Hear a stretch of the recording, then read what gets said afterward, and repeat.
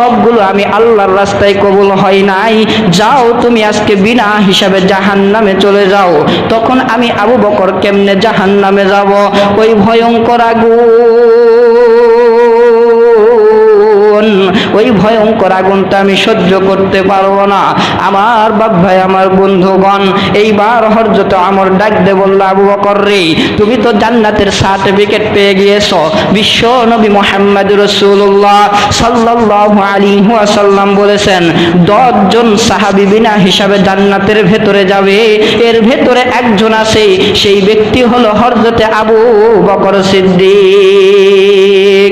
আমার বাবা যে, আমার বন্ধুগণ,